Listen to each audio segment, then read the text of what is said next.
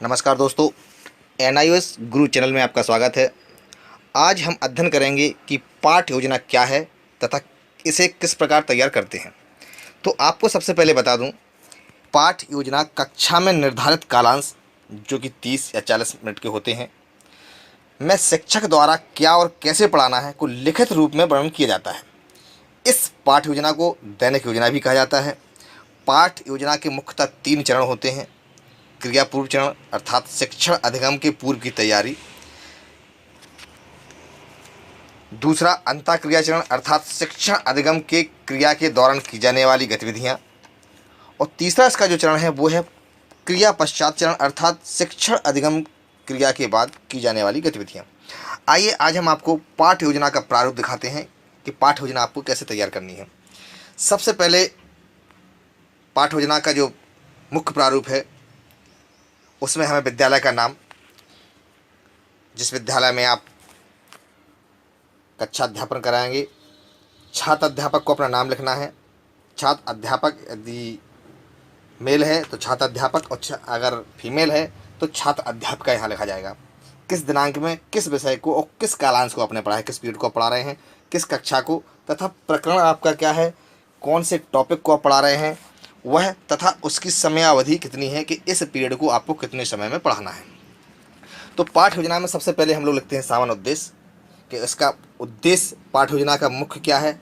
यह सामान्य उद्देश्य मुख्य रूप से संपूर्ण विषय का केंद्र बिंदु होता है। जैसे कि यहाँ लिखा हुआ है, हिंदी विषय में है कि बच्चों का हिंदी विषय के आधार को दिखाना या वर्णमाला के माध्यम से बच्चे शब्द बनाना सीख सकेंगे। यह इसका सामान्य उद्देश्य है। और हमें जो टॉपिक पढ़ना है, जैसे कि वर्णमाला पढ़ना है, तो वर्णमाला इस टॉपिक से संबंधित उसके विशिष्ट उद्देश्य क्या होंगे उसको आप समझ लीजिए।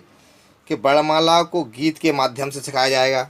वर्णमाला से बच्चों के वर्गों की पहचान होगी व वर्णों की ध्वनि का ज्ञान इसके उच्चारण से हो पाएगा। वर्णमाला के माध्यम से बच्चों के लेखन क्षमता में वृद्धि होगी। यह इसके विशिष्ट उद्देश्य होंगे।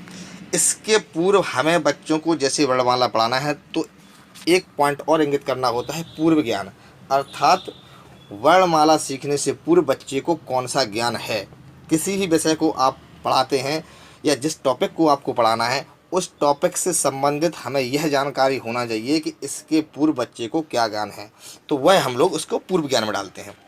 इसमें पूर्व ज्ञान में बच्चों को वस्तुओं को दिखाकर जो उन्होंने पहले देखी हुई है नए ज्ञान को प्रदान किया जाएगा।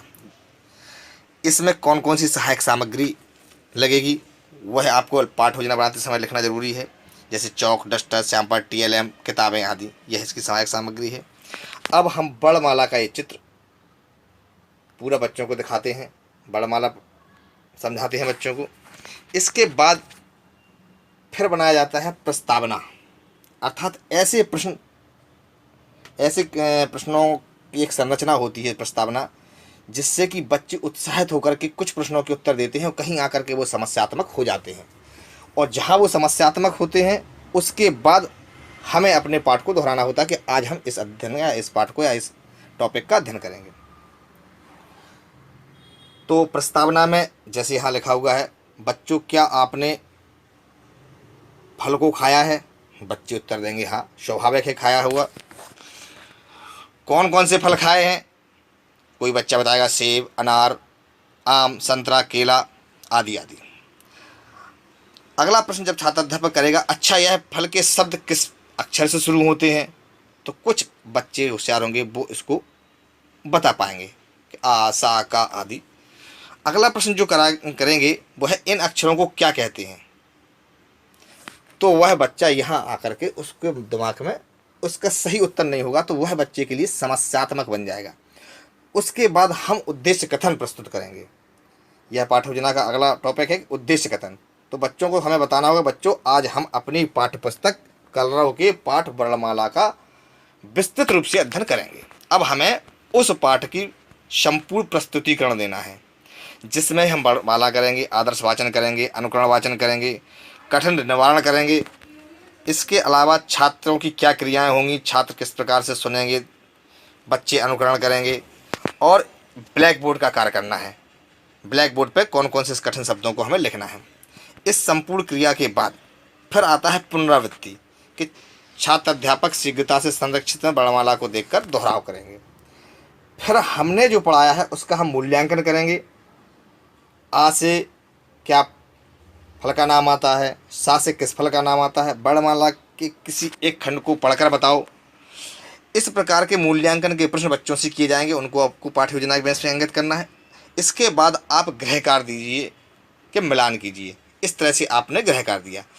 सबसे अंत में छात्र अध्यापक ने हस्ताक्षर करेंगे और पर्यवेक्षक के यहाँ हस्ताक्षर होंगे। तो इस प्रकार से एक पाठ्य योजना आप लोगों ने देखी किस प्रकार से तैयार की गई है। आप हमारी इस पाठ्य योजना को हमारी वेबसाइट www.nisguru.in से प्राप्त कर सकते हैं। वहाँ से देख सकते हैं, समझ सकते हैं। अगर दोस्तों आपको ये वीडियो पसंद आए तो इसे शेयर करें, सब्सक्राइब करें, लाइक करें। मैं आपका दोस्त अजय अनुरागी। धन्यवाद।